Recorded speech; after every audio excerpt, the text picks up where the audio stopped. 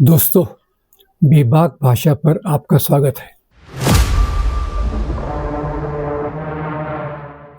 Decoding RSS की कड़ी में आज हम बात करेंगे आरएसएस नाम का जो संगठन है, जिसे अभी प्रधानमंत्री जी ने दुनिया का सबसे बड़ा एनजीओ कहा, जो नॉन रजिस्टर्ड है, उसकी शाखाओं का जाल कितना फैला हुआ है, इसके बारे में हम बात करें।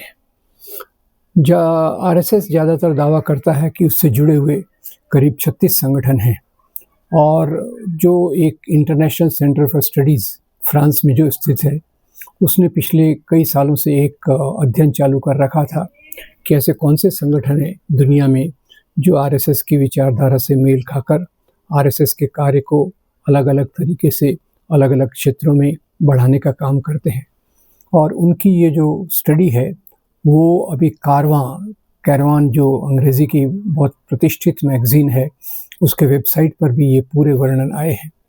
इन्होंने दुनिया भर के संगठनों को जब इस प्रकार से स्टडी किया, तो उन्हें पता चला कि करीब 2500 संगठन दुनिया भर में हैं जो आरएसएस से जुड़े हैं, प्रत्यक्ष अप्रत्यक्ष रूप से, और जो इस प्रकार की विचारधारा को दुनिया भर में फैला रहे हैं। अब ये संगठनों को उन्होंने जब मूल्यांकन करना शुरू किया, तो उन्होंने इसकी ग्रेडिंग की कि जो पूरी तौर से आरएसएस की विचारधारा का स्पष्ट रूप से बात करते हैं, उनको 1 पॉइंट दिया गया। जो आधे तौर पे करते हैं, उनको 0.5, और जिसके बारे में थोड़ा शक था, उनको 0.25। इस प्रकार से उनकी ग्रेडिंग की गई। और जो संगठनों की लिस्ट आई, उसमें ये सेंटर भी हैरान था, और कारवां पत्रिका की जो वेबसाइट है, उस पे पूरी जानकारी उपलब्ध है। आप इसको उस पर देख सकते हैं। और अभी आपने देखा होगा कि दिल्ली में एक भव्य इमारत बनी है, जो 5 स्टार होटल से भी ज़्यादा बेहतर लगती है। वो भी आरएसएस का हेड ऑफिस है। अब मज़े की बात यह है कि आरएसएस कोई रजिस्टर्ड संगठन तो है नहीं, और इतनी बड़ी बिल्डिंग उसने बनाई। तो कहते हैं कि भाई, जो जनता का गुरु दक्षिणा होता है, जो दशहरे के दिन ये जमा करते हैं, उसके आधार पर उन्होंने ये बिल्डिंग बनाई। अब गुरु दक्षिणा का कोई हिसाब किताब रखा नहीं जाता, और इसको इनकम टैक्स का भी कोई बंधन नहीं है, क्योंकि जब ट्राइब्यूनल ने इसकी स्टडी किया, तो उन्होंने कहा भाई, ये चैरिटी का काम है, तो इसको छोड़ दो, इसको इनकम टैक्स के दायरे से बाहर रख देते हैं। खैर, ये उनके ऊपर एक बड़ा अजीब कारस्थान ये है कि जिसमें इतनी भव्य इमारत, जो करीब 150 करोड़ की होगी, वो इमारत गुरु दक्षिणा से बनी है, लोगों के चंदे से बनी है। चंदा भी नहीं लेते ये लोग, तो ये तो कहते गुरु दक्षिणा से ही बनी है। तब इसके बारे में एग्जैक्ट जानकारी तो हम बता नहीं सकते। अब जहाँ तक आरएसएस एक दुनिया का सबसे बड़ा एनजीओ, और जो किसी प्रकार की इससे नहीं करता। हाँ, चलते चलते ये भी बता दूं कि एक दूसरा संगठन नागपुर में है, जो अपने आप को आरएसएस कहता है। ये रजिस्टर्ड भी है, पर ये वो संगठन नहीं है जिसके कार्यकर्ता आपको बड़े स्पष्ट रूप से दिखाई देंगे, वीएचपी से जुड़े हुए, बजरंग दल से जुड़े हुए, आजकल क्रिश्चियंस को मार रहे हैं, क्रिसमस का विरोध कर रहे हैं।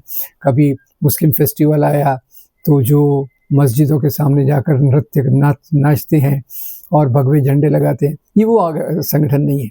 ये कुछ लोगों ने एक विरोध के रूप में ये संगठन बनाया हुआ है, जिसकी बहुत बड़ी क्षमता नहीं है।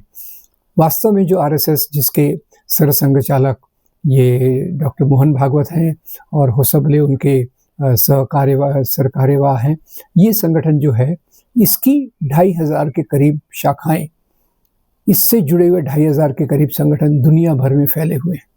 और इसमें करीब 2000 संगठन तो भारत में ही हैं, जबकि इनका दावा है कि केवल 36 संगठन इनसे जुड़े हुए हैं। 2000 करीब भारत में हैं।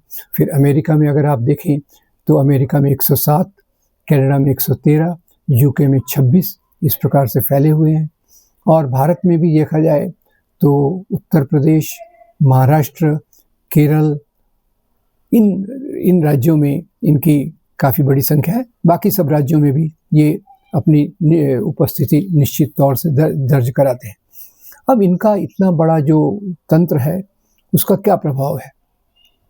तो हम देख रहे हैं जैसे समाज में अलग अलग तबकों में ये अपने संगठन बनाते हैं।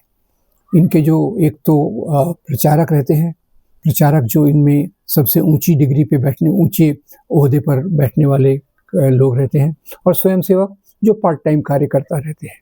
स्वयंसेवक अपना परिवार भी बसाते हैं और घर गृहस्थी चलाते हैं, जबकि प्रचारक सामान्यतः अविवाहित रहते हैं और अपना पूरा वक्त आरएसएस के काम को देते हैं।